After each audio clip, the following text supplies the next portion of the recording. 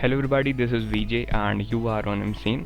So today in this particular project we are going to discuss breast cancer diagnostic data analysis using the Seaborn library of Pythons, and I have made a video on one of the projects that we earlier created was COVID-19 data analysis, and what a humongous response from your side. I mean, I was and my team was really happy by seeing that response. So today in this video we'll be discussing a breast cancer diagnostic data analysis using the Seaborn library.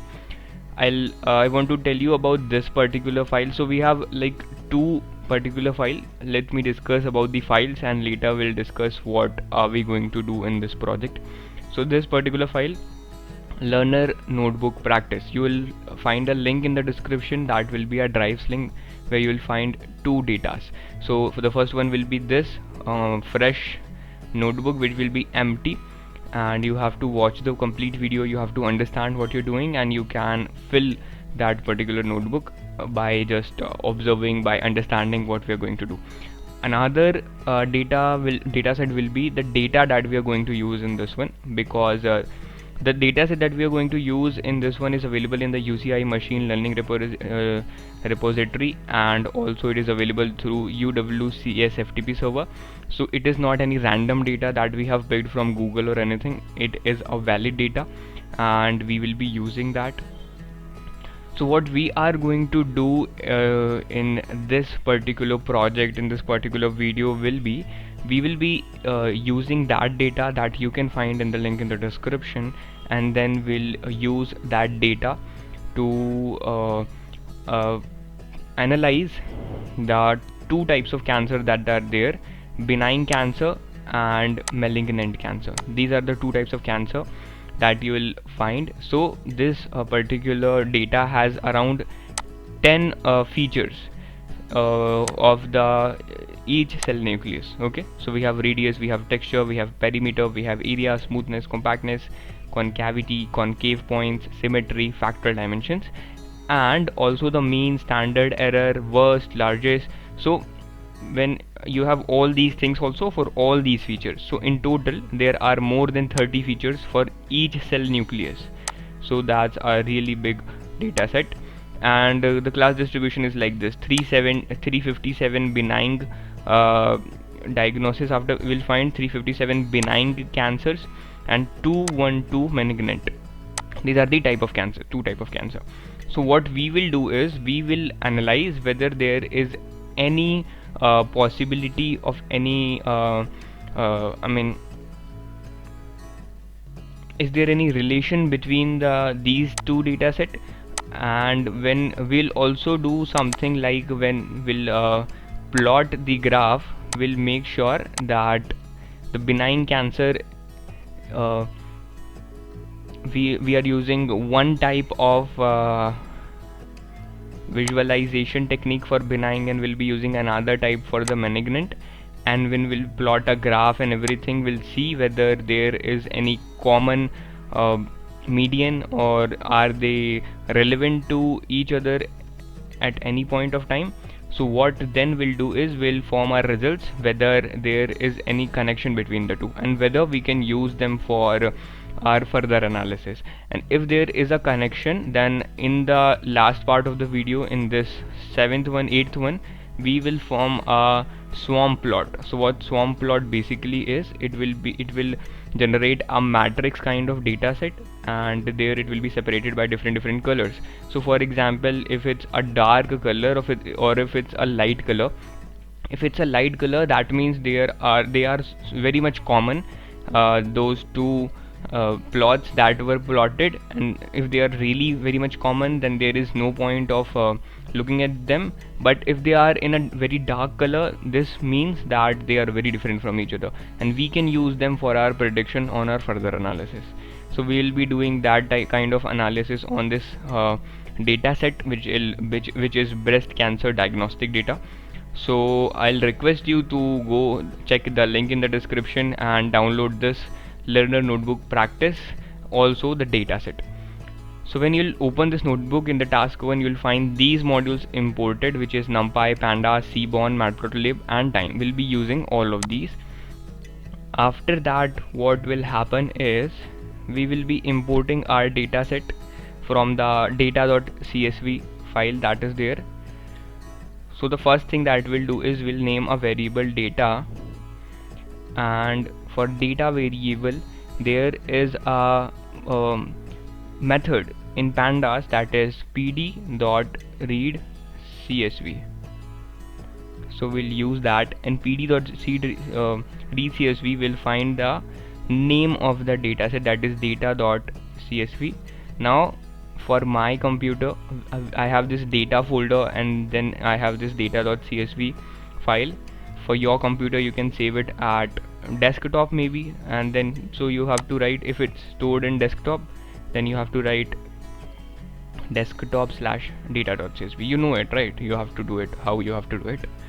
So that's how we'll do it. Now I'll run this one. PD is not defined, it is saying okay. We did not run the first part of the module, I mean the first part of the code, so PD is yet not, now it will run because we run this one, and then now this one will also be used because PD was defined in this one only. Okay, now we'll start our exploratory data analysis. So we have our task 1. Now I know most of you must be aware that data.head is one of the methods that shows the top 5 rows of any particular data set. So we have here, we use data.head method, and we have the top 5 rows, and there are so many columns. Just as I discussed, there are around 30 columns, but only 5 rows because we use data.head. Now what we'll do is, now since there are so many columns and most of the columns are hidden, why? Because there is a limitation of the view. So what we'll do is, I want to see the name of all the columns. So we have data, I mean the name of your file variable, and dot columns. This is one of the methods, and when you run this, so I'll store it in a variable named call, and when you'll print call, you can see name of all the columns that are there. So we have ID, diagnosis, blah blah blah, we have a name 32, so we have so many columns. Okay, now what you can see here is that among all the columns there is an unnamed 32 whose value is nan. So it is not that useful for us because we will be using this data to plot some of the graphs, to plot some of the swamp plot, to plot some of the scatter plot and something like that. We do not need this one because and they have, first of all, it is a similar value, and another, it is not providing any contribution to the data module, or I mean the graph that will be forming. It is providing no contribution to that one, so it is not useful. So we'll remove this one. Another thing that I want to remove is this diagnosis. Why? I'll tell you later, but it is a very important column for us, so we'll store it first and then we'll remove it from this dataset. And the third thing that I want to remove from this dataset is this ID, because these are random numbers and these may be very useful for some another analysis, but for example I want to I mean these may be the name of the number of the patients. For example, someone is Ramesh Kumar and his ID is 842517, so it may be useful for that, but here we are not going for individual analysis, or we are not analyzing it for a particular patient. We are analyzing whether the two, benign and malignant, how related they are, and if these characteristics matches with each other, how can we use it for further analysis. So we are using that. So I'll remove the ID also, diagnosis also, and unnamed 32 also. So let's do that. But first, I told you that diagnosis is one of the very important columns for me. So we have data dot, so your variable where your data set is stored, dot the column that you want to save. So data dot diagnosis, it will be, we have this and I'll give it a name y. So when I'll run this, y will contain now the diagnosis column of data. Okay, now I'll create a list which will contain 3 columns. First of all, it will contain unnamed 32, unnamed 32, and there is a space between unnamed and 32. Then I'll have ID, and after that I'll have diagnosis.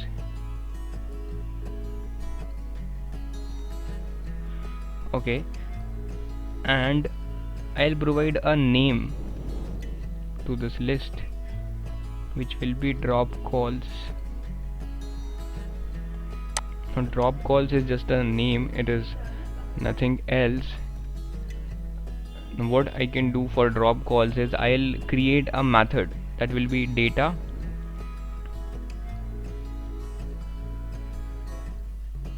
dot drop. Data.drop is a method that will help you to drop one of the columns or a list of columns. So we have created a list already that we want to drop, and we have named that list as drop calls. I just have to follow, I just have to paste or write that list name into this one, that will be drop calls, and I have to describe that it is for rows or columns, but it is for columns. So access is equal to 1 it will be. So we have used this x variable to store a feature matrix that we have, a new feature matrix that we have made by dropping 3 columns, and it has only the useful features that we want. So, and the name of that feature matrix is x now. Okay, so now I want to see how my feature matrix looks. So I'll use this, and when I'll run it, I'll see a new data set which is our feature matrix that we are going to use in the later part of the video, and it does not have a ID, it does not have a diagnosis, and it does not have a unnamed 32 named column. So it is a very useful feature matrix that we'll use in the later part of the videos. Now what I want to do is, in task 3 is, I want to see how many will be majorly dealing with that diagnosis column that we separated this one. So this one contains MMM and BBB, and there are so many of them. So I want to know how many malign, M stands for maligned cancer and B stands for benignant. So I want to know how many malign and how many benignant cancers are there. So I'll plot a graph for that. How am I going to do it? Seaborn will help me in this. So we have Seaborn's count plot function, count count plot. SNS is Seaborn and count plot is the name of the function. And then I want to I have to tell them that it is for which column. So it is for Y. We have our diagnosis data in that one, MMBBB. So I have passed Y in that one. We have already stored, see here, Y is equal to data.diagnosis. So I'm using that now, and the Y, the X part of the column will be labeled as diagnosis because Y is diagnosis, but the Y part of the video will be labeled as diagnosis because Y is diagnosis. But the X part, what will be the name, the label of the X part? That will be count because that will contain count actually. Okay, now I want to store it into a variable which will be AX, for example.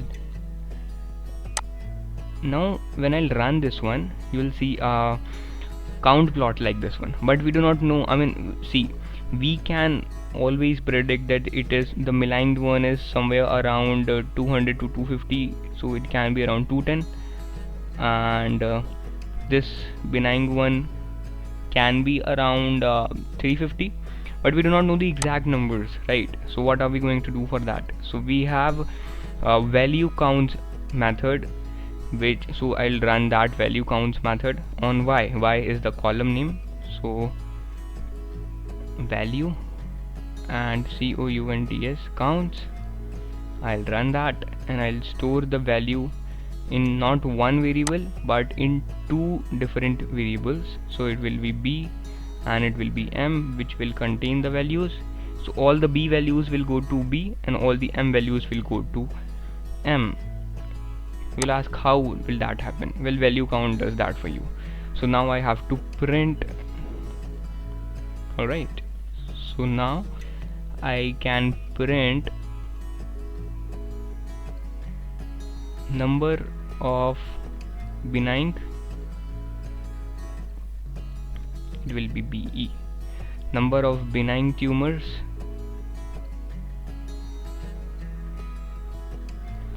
and get the value from B, and then we'll do the same for malignant. So number of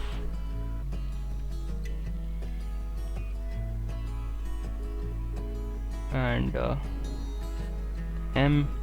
Now when we'll run it, you can see that what value counts function did was it counted the number of B's and number of M's, and it stored it into B and M, and then when we passed B and M into this one, so we have now that benign are 357 and malignant are 212, and this is the same thing that you saw in the description of the project. See here, 357 is benignant and 212 is malignant. So that's what we did in this one. Now I also want to features of the X matrix. I want to see the features of the X matrix. So X was something that we got from here. I mean a pure matrix, the feature matrix that we had with the removed columns. So when I'll use x.describe, it will give me description of that feature matrix. So we have radius and we have count, this one we have radius mean, and mean is this one, we have radius mean, and standard is one. So it is a described matrix of that same matrix that we had. It is a described one for that one. Okay, it contains the description of each and every column and everything. That is what x.described is. Now we will standardize it and we'll do visualization with Seaborn. How are we going to do that? So we have our feature matrix in X. I want to store it into data. I did that. Data is equal to X. Now I want to standardize the data in the X. Why I want to standardize? See, here some values are in 100, some are in tens, some are in 0 points. So a very differentiated data,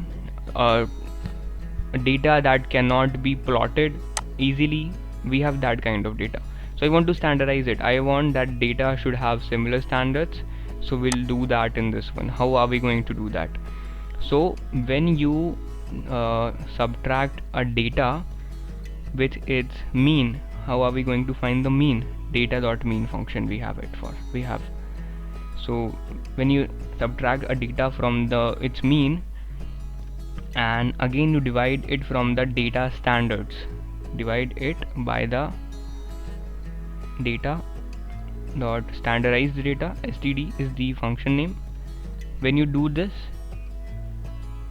you will get a standardized data. Now I want to store it into a variable, that is data underscore data std. That can be the name of the variable, and I want to write it in the parenthesis. So what this will do is it will data.standard std will contain now a standardized data. That is what this whole formula does. You have to memorize it or anything, whatever you want to do. Now I want to see, we have this data that is standardized and everything in data.standard, but it contains 30 columns. I cannot use 30 columns to I cannot use all the 30 columns to make a Seaborn a plot or anything. For example, I want to make a violin plot in this one. I cannot use 30 columns because it will contain 30 different structures, which will be very difficult to visualize. So what we'll do is we'll make subplots for this one, and we'll use 10 function. So we'll run it 3 times, and we'll use the subplot in this one. So how are we going to do this? First of all, I'll concat the Y, I mean the diagnosis column, and the standardized columns, the 10 column from the standardized column also. So we have Y column and we have standardized column, but only 10 columns out of that.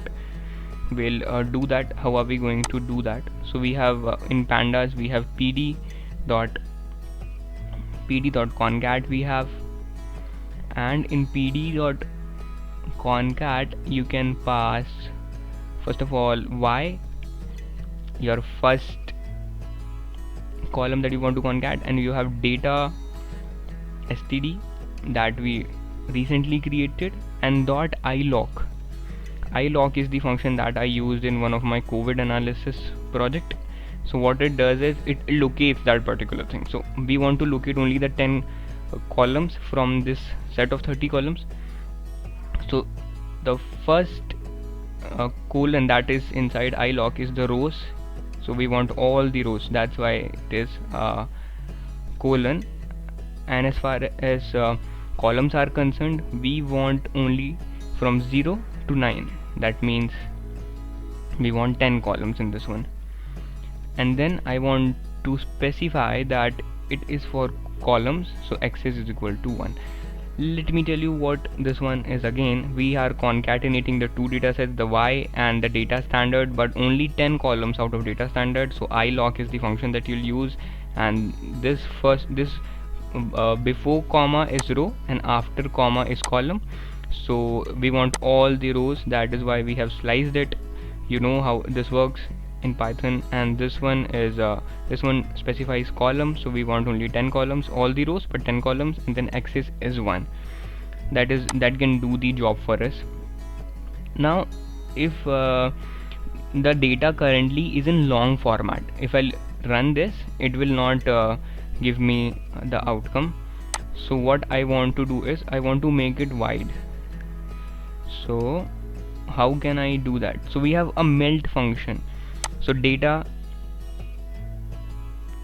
is equal to, we have melt function in pd dot melt will use, and in pd dot melt will first of all pass this data that we created recently, and along with that I will pass id. I want diagnosis in this one, which will be id vars, and another thing that I want is features and values. So let's use features, which will be stored in var name, variable name that is, and then I want value, which will be stored in value name,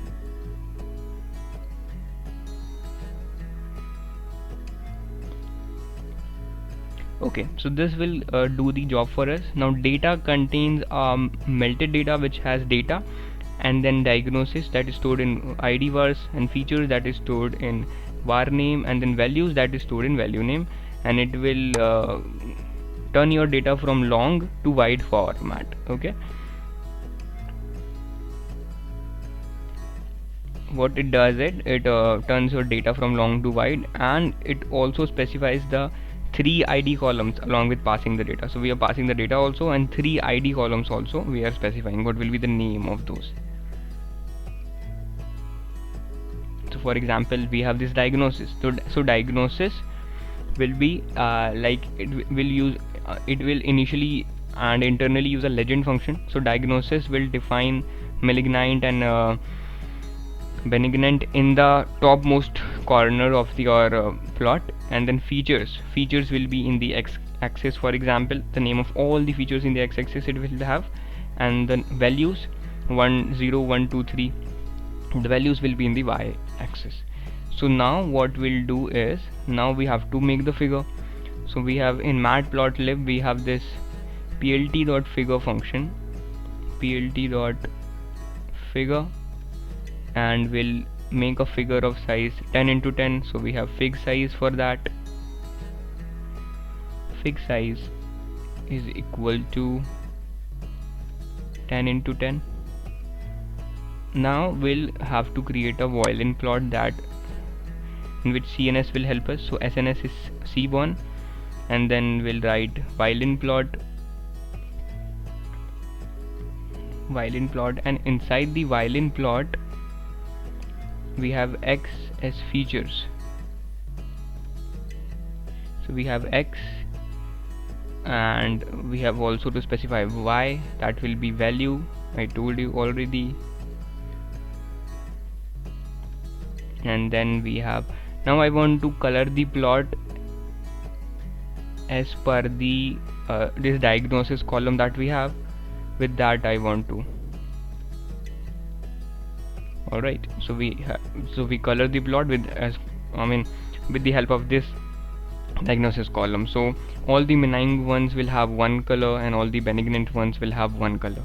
That is what we did. Now I want to use, where will my plot will get data from? It will get that from this data. So we have passed data is equal to data. Now split is equal to true and inner is equal to cort is something that works in violin plot. Split, I want to make split is true, and inner is equal to quart. I'll explain it to you what these two things does. Now we do not, see, so there will be graphs where you will have these names. For example, if I plot this graph, this one, so it says there is some error in which one,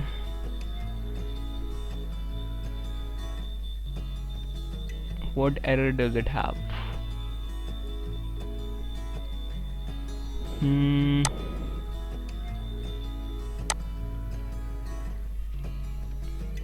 Mostly between var names is equal to, I did not specify. Okay, now when I'll run this one, another error, plt dot fig size it is. Okay, please run. Yeah, so now you can see the names. That's what I was talking about. The names are not clear at all. What I can do for this one is, we have in PLT, matplotlib, there is a function which is xticks. So in xticks I'll say rotation and I'll specify 45. So all the names will be rotated in a 45 degree and we'll be able to see all of those. See, that's how it works. So we have in X we have features, in Y we have value, and there is a legend that is used, and that is diagnosis that we stored here in data. So that's how the Seaborn works. And in this Seaborn data you can see that there are 3 lines, 1, 2 and 3, and 1, 2 and 3. So for those data where the Seaborn line matches, for example in this one, these are somewhat useful to us, and where it does not matches, it is not that useful. So that is what was our prediction with this Seaborn function that we made. Now we will be making violin plots and box plots. So similarly as that one, what we can do is,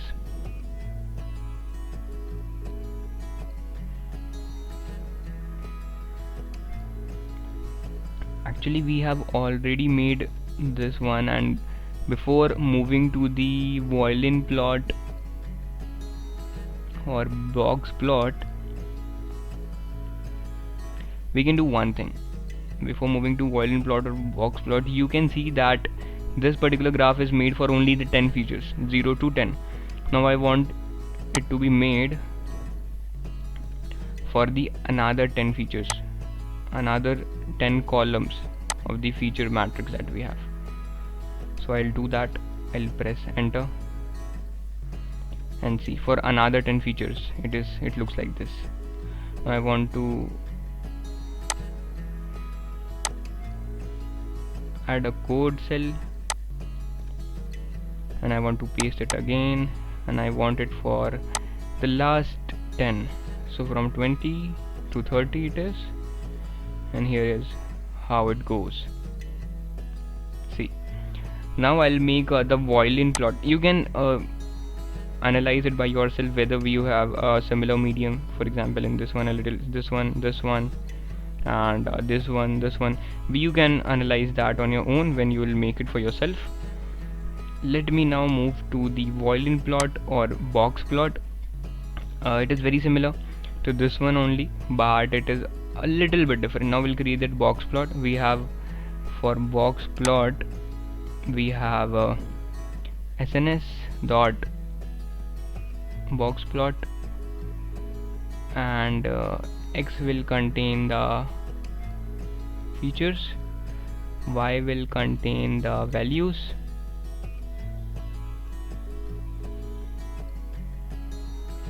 and then we'll color it as per the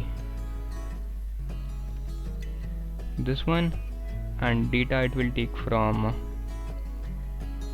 data only. And I don't want the names to merge, so we have x.text function in this one, and I'll give rotation.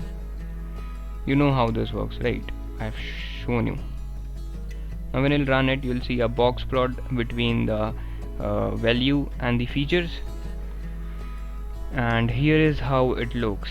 So for example, we have we have a similar medium, and those features are something that we can use for our further prediction. Now we'll be making a joint plot, so we'll see whether there are some of the, for example, when you will see some of the features in this one, example this one, concavity point worst, and concavity worst. So when you'll see these concavity worst and concavity point worst, you can see that they are very similar. There is no difference in these ones. So I want to know whether they are exactly the same or there is some difference. So if they are exactly the same, then it is a point of worry for me, because they are unnecessarily increasing the space that I am using. So now I'll make a joint plot to see whether they are pretty much same or there is any difference. So we'll plot a joint plot to see if there's any difference.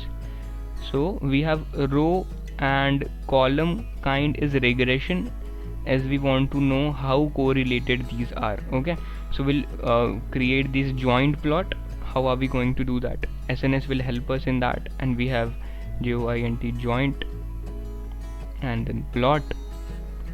This is what we have. Now x.lock is something I already told you that I used in one of my previous videos in one of my COVID-19 data analysis project, so I'll use that also. I used iLog in the previous section of the video also, so you know how that works. It fetches some of the columns or some of the rows, maybe anything that you want to fetch. In this particular case, I want to fetch these two columns, so we have xlog, and then I want all the rows, but I want this column concavity worst, and then again xlog I'll use x.lock,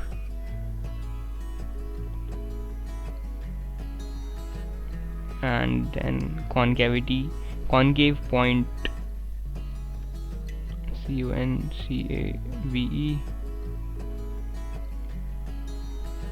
points first. This is the name of the column. You can check that. I know because I have created this. Now I want it in a regression kind. Okay, so we'll use regg, and you can see any other color codes in the Seaborn, but one that I know is for red, that is hash CE1414, something of that sort, so I'll use that.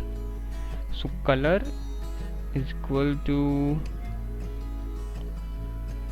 hash CE1414. now when I'll it needs this semicolon also. Now this will join two features and found that they are highly correlated. Oh, we have some error. 1414 it was 1414, I forgot. Okay, so we have our joint plot, and what we got from this one, see here, they are highly correlated, they are highly similar, and that is what we wanted to find out. For example, if they would have been not be similar, so there have been some gap, so we must have, if they were not similar, then we should be able to see something like this pattern here, but they are highly correlated, they are highly similar. That is what we found in this one. Now I want to observe the distribution of values and their variance with swarm plot. So how will I do that? And that swarm plot I'll make for all the columns. Alright, so we will be using swarm plot now. So we have SNS Seaborn and dot set, we'll use that, and style is equal to white,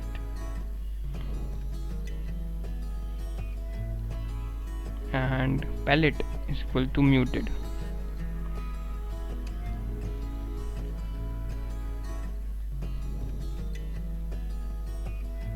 Okay, now I'll take my data from X, that means I store it into that. I want it to be standardized, you know. One thing that I can see in this one is I did everything that I wanted to do in this one. So what I can do is I can copy this one for making my swarm plot. I can just copy this one. I want the first line to be as it is, and then I can make some changes here. Violin plot, so we have swarm plot here now, and when I'll run this, it gives me an error. Now I don't know why this error is created.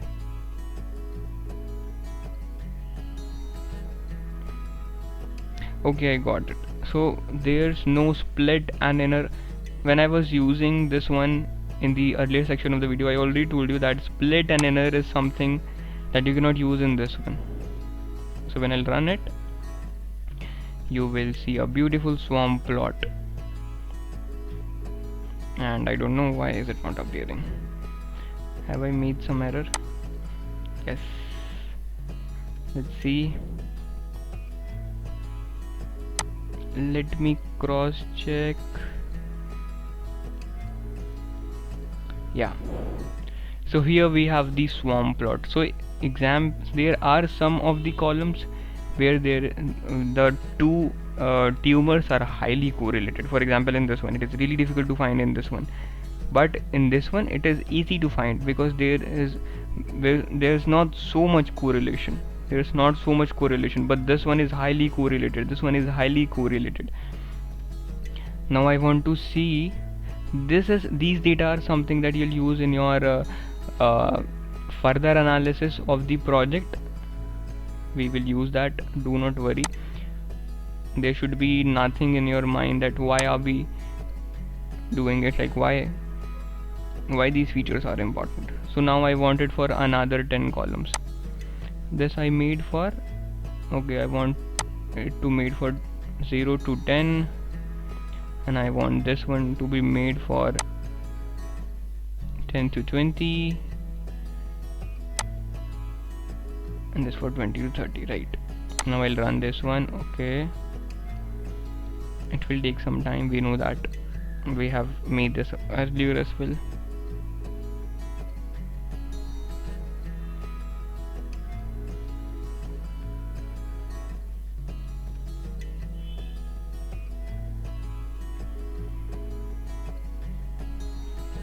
Let me talk about something in this one. So example, here they are not so much correlated. Area worst, so area worst will be a much better feature for prediction as compared to smoothness worst. Why? Because everything is so correlated, we cannot predict. But in area worst, it is so much easy to correlate. So we have to find columns like these one where there is very less correlation or minimal correlation. Okay, we got these. and I want this one also. This will come automatically. Now I'm jumping to the later part of the video where I'll create a heat map. So what is a heat map? In heat map there are so many colors. So many colors are there in heat map, and we'll create a correlation matrix that and overlay it with color coded heat map. Okay, we'll create a correlation matrix first and we'll overlay it with color coded heat map because we want to see the correlation among all the features. So we'll create a heat map first. Let me tell you how can we create a heat map. So we have plt.subplots. plt.subplots is we have, and this one is gonna be a humongous heat map will be created. So I want it to be of size, I don't want it to be of 10 into 10. Instead I want it to be of 18 into 18, and I'll store the two values in f and ax. Okay, we have that. Now we'll create the heat map. Okay, sns dot heat map. So we have x that contains one of our data feature matrix. So x dot core is the function that, and we have anode, will mark that as true, and we have line width we are supposed to specify that will be 0.5. yeah, 0.5 will be enough. Then fmt is equal to 1ft. Let's give 1f. and how are we going to take ax? Well, we already have ax with us. So this 1f and this ax comes from this one because we have created a correlation matrix. And then we are overlaying it with this heat map because we are taking our data from that one. Now when I'll run this, you will see lots and lots keyword cannot be expression. Okay, yeah, now you will see a heat map that is overlaid by a correlation matrix. It is surely taking some time. Yes, so here we have our heat map. So the light color with higher values show that they are highly correlated, whereas dark color shows that they are not that much correlated. And we have already seen this in one of our plots. For example, I told you that area worst is much more useful as compared to concavity worst or as compared to smoothness worst, because in area worst it is not that much correlated. The two types of tumor are not that much correlated, but in this one the values of two types of tumor is very much correlated. So similarly in heat map, the light color with higher values shows that they are highly correlated. These one, they are highly correlated, but the values are not higher. So we have to find, see this one 0.9, it is light and it is highly correlated. So concavity worst and concavity mean, it is very much correlated. But this one with a very dark value and very negative value, so fractal dimension mean and radius worst, it is not at all correlated. So it can be a very useful feature for our prediction in the later analysis. So this is something that we did. We did exploratory data analysis of this breast cancer diagnostic data, and we have created so many plots, we have visualized so many things, and we have understood that what dark value signifies, what light value signifies, which feature will be most useful to use for the later part of the prediction. And this is only the very first part of our analysis. This is not the end of the project, this is not the end of the video. This is on the end of the video, the first part, but it is not the end of the analysis. So we did so many things, and we have analyzed so many things. Now we'll use this analysis in the later part of the video, in the later part of our project, where I'll tell you what are we going to do with the information that we had, because we have this information but you do not know how to use it. I'll tell you that in the later part of the project. So this was it for today's video. I hope you enjoyed it. I hope you coded each and every line with me. I hope this was a little useful to you.